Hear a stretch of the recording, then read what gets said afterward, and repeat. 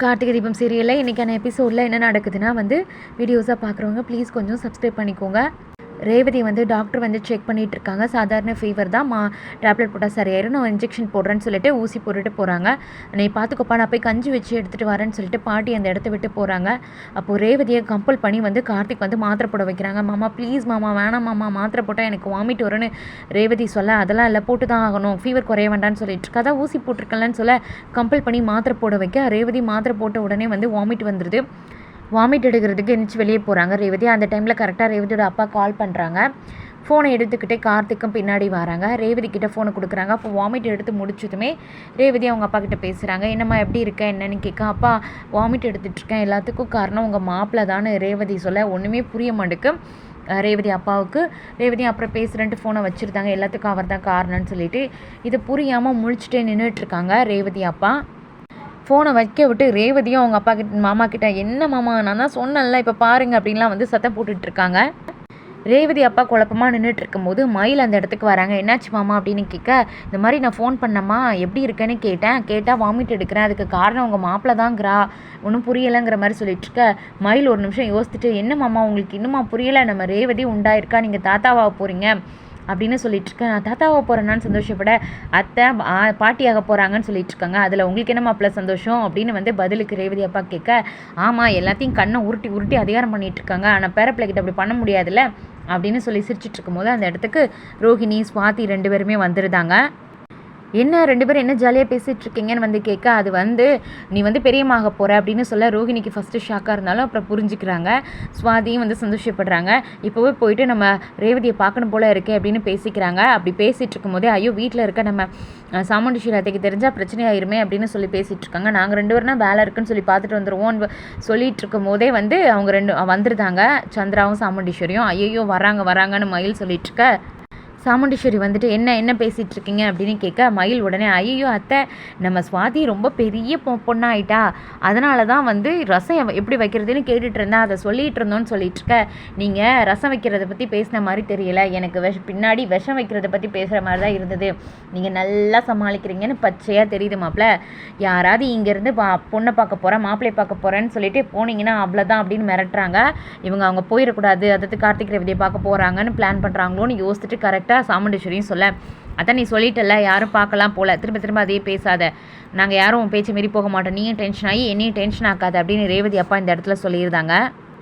சொன்னது ஞாபகம் இருக்கட்டும்னு சொல்லிட்டு இருக்க. சந்திரா ஒரு பக்கம், நீங்கள் போனது வேறு யார் மூலமாக தெரிஞ்சிச்சுன்னா அப்புறம் பிரச்சனை ஆயிரும் பார்த்துக்கோங்க, அக்கா தான் பொண்ணை பார்க்க விட மாட்டேக்கான்னு ஊர் ஃபுல்லாக பேச போகிறாங்கன்னு சொல்லிட்டு இருக்கா. அதான் நாங்கள் யாரும் போகலன்னு சொல்லிட்டோம்ல அப்படின்னு ரேவதி அப்பா திரும்பியும் சொல்ல, அந்த இடத்த விட்டு சாமுண்டீஸ்வரியும் சந்திராவும் போக, இப்போ என்ன மாமா பண்ணுறது, போகலான்னு பேசலான்னு பேசிகிட்டு இருந்தோமே, இப்போ என்ன பண்ணுறதுன்னு மயில் கேட்டுட்ருக்க.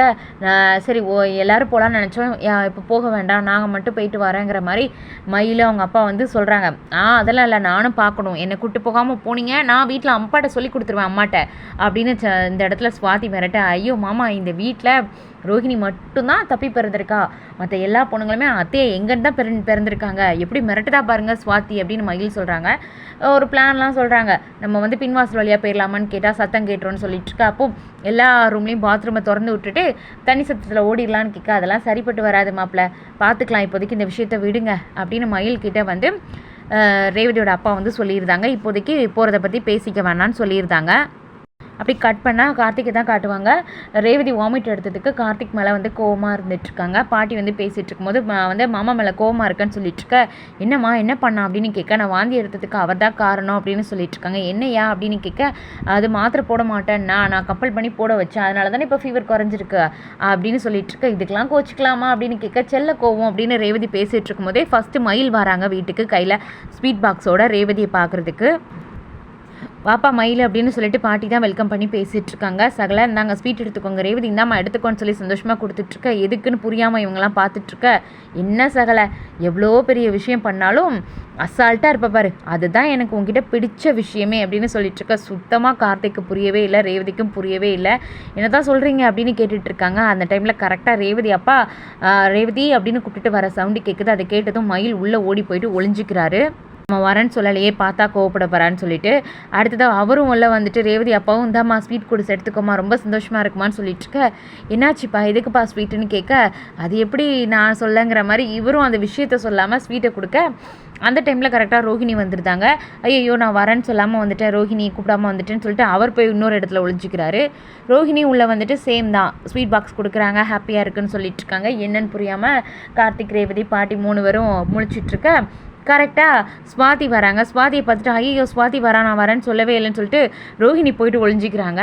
ஸ்வாதியும் உள்ளே வந்துட்டு அக்கா எனக்கு ரொம்ப சந்தோஷமாக இருக்குக்கா, இந்தாக்கா ஸ்வீட் எடுத்துக்கோக்கான்னு சொல்லி கொடுக்க நீயாவது சொல்லு எதுக்காண்டி இப்படி ஸ்வீட் கொடுக்குற, ஏன் ஒருத்தர் மாற்றி ஒருத்தர் வந்து ஒன்று ஒன்றா சொல்லிட்டு இருக்கீங்கலாம் கேட்க நல்ல விஷயம் இருந்தால் அதை பார்க்க வரதானே செய்வாங்கன்னெலாம் சொல்லியிருப்பாங்க. ஸ்வாதி வந்துட்டு நான் எப்படி மாமா அந்த விஷயத்தெல்லாம் உங்ககிட்ட சொல்கிறதுன்னு ஒரு மாதிரி சிரிச்சிட்டே சொல்லிட்டுருக்கேன். இதெல்லாம் சரிப்பட்டு வராது, ஏன்னு தெரிஞ்சுக்கணுன்னா ஒளிஞ்சிட்ருக்க எல்லாரையும் வர சொல்ல வேண்டியதான்னு சொல்லிட்டு கார்த்திக் வந்து எல்லோரும் வெளியே வாங்க அப்படின்னு சொல்லி கூப்பிட்டுருந்தாங்க. ஆஹா மாட்டணுண்டான்னு சொல்லிட்டு எல்லோரும் ஒவ்வொருத்தராக மொத்தமாக அசம்பிள் ஆகுறாங்க, ஒவ்வொருத்தரை பார்த்துக்கிறாங்க. அப்போ வந்துட்டு கார்த்திக் இப்போ இதுக்காண்டி எல்லோரும் இப்படி ஸ்வீட் கொண்டு வந்து கொடுக்குறீங்க, என்ன விஷயம் அப்படின்னு கேட்டுட்ருக்கேன். என்ன சகலை இது கூட தெரியலையா நீங்கள் அப்படின்லாம் வந்து பேச்சு எடுக்கிறாங்க. நான் தாத்தா ஆக போகிறேன்ல அதான் ரொம்ப சந்தோஷமாக இருக்குது, அதனால தான் வந்திருக்கோன்னு ரேவதி அப்பா போட்டு உடைக்க என்னது என் பேத்தி உண்டாயிருக்காளா அப்படின்னு பாட்டி ரொம்ப சந்தோஷமாக கேட்க ஐயோ பாட்டி கொஞ்சம் அமைதியாக இருங்க அப்படிலாம் ஒன்றுமே இல்லைங்கிறாங்க. அப்போ என்ன நடந்துச்சுன்னு விளக்குறாங்க. வாமிட் பண்ணும்போது கால் பண்ண டைமில் அவங்க மாப்பிள்ளை தான் காரணம்னு சொன்னது தான் இப்படி தப்பாக புரிஞ்சுக்கிட்டாங்கன்னு சொல்ல ராசராசா எல்லாத்துக்கும் காரணம் நீதானா அப்படின்னு பாட்டி வந்து பதிலுக்கு கேட்க சடனாக மயிலை திரும்பி பார்க்குறாரு ரேவதி அப்பா. உடனே நான் எனக்கு அப்போவே ஒரு டவுட் இருந்துச்சு, இருந்தாலும் பெரிய மனுஷன் நீங்கள் சொல்ல போய் நம்பணுன்னு சொல்லிட்டு இருக்கேன், நான் சொன்னேன்னா நீங்கள் சொன்னீங்களா அப்படின்னு ரேவதி அப்பா கேட்டுட்ருக்காங்க. சரி நாங்கள் எல்லாருமே சாமுண்டீஸ்வருக்கு தெரியாமல் தான் வந்திருக்கோம், வீட்டில் தேட போகிறா பிரச்சனையாக இருப்போது வந்திருக்கே தெரிஞ்சால் நாங்கள் கிளம்புறோன்னு சொல்லி கிளம்ப பார்ப்பாங்க. அப்போ பாட்டி வந்து எவ்வளோ தூரம் வந்திருக்கீங்க எல்லோரும் இருந்து விருந்து சாப்பிட்டு போங்கங்கிறாங்க. இல்லை பாட்டி கிளம்புறோம் அப்படின்னு வந்து ஸ்வாதியும் சொல்ல நீ கடைக்குட்டி நீ வந்திருக்கடா இருந்து ஜாலியாக இருந்துட்டு போடான்னு சொல்லிட்டு பாட்டி சமைக்க போக எல்லோரும் உட்காந்துட்ருக்காங்க. அப்படி கட் பண்ணால் சாமுண்டீஸ்வரி வீட்டில் தான் காட்டுவாங்க. சந்திரா வழக்கம் போல் அவங்க வேலையை காட்ட ஆரம்பிச்சிட்டாங்க. வீடு ஃபுல்லாக இவங்க எல்லாரையும் தேடி பார்த்துட்டு அக்கா அக்கா அக்கா அப்படின்னு கூப்பிட்டுட்டு வராங்க. சாமுண்டீஸ்வரி என்ன சந்திரா அப்படின்னு கேட்க அக்கா நான் வீடு ஃபுல்லாக தேடி பார்த்துட்டேன், யாருமே வீட்டில் இல்லைக்காங்கிறாங்க. எல்லோரும் மொட்டை மாடியில் இருப்பாங்களா இருக்கும் அப்படின்னு சாமுண்டீஸ்வரி சொல்ல அக்கா நான் அங்கேயும் போய் பார்த்துட்டு வந்துட்டேன்க்கா, வீட்டில் ஒருத்தர் கூட இல்லவே இல்லைக்கான்னு சொல்லி பற்ற வைக்கிறாங்க. எனக்கு என்னமோ அவங்க எல்லோரும் சேர்ந்து பொண்ணையும் மாப்பிள்ளையும் பார்க்க போயிருக்காங்க போல் வழக்கம் போல் சந்திரா கரெக்டாக கெஸ் பண்ணி சொல்லிட்டு இருக்காங்க. சாமுண்டீஸ்வரி கிட்ட இதோட எபிசோட் வந்து முடியுது. வீடியோஸை பார்க்குறவங்க கொஞ்சம் சேனலை சப்போர்ட் பண்ணுங்கள், சப்ஸ்கிரைப் பண்ணிக்கோங்க.